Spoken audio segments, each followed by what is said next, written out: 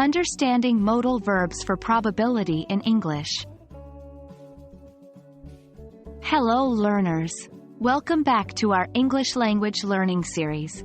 Today, we are going to dive into a fascinating aspect of the English language, modal verbs for probability. Modal verbs can help us express a lot more than just actions. They can express possibility, probability, and even doubt. Let's get started.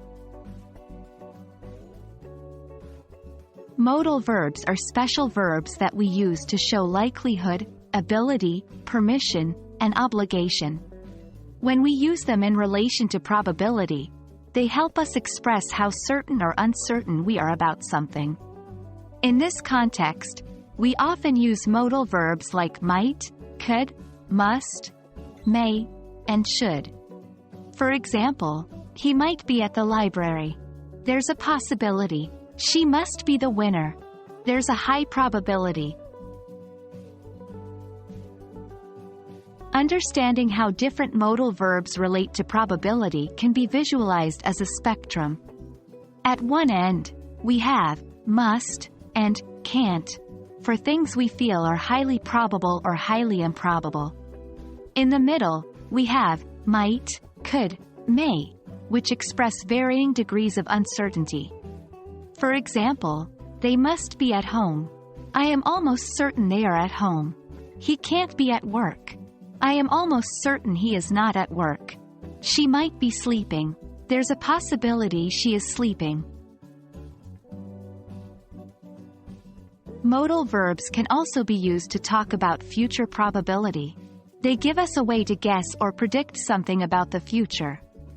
This includes verbs like will, should, could, might, and may. For example, it will probably rain tomorrow. I am almost certain it will rain. He should be arriving soon. There is a high likelihood he will arrive soon. Remember that context is king when it comes to using modal verbs for probability. The same modal verb can express different degrees of certainty in different contexts. The key is to understand the general patterns and apply them in your communication.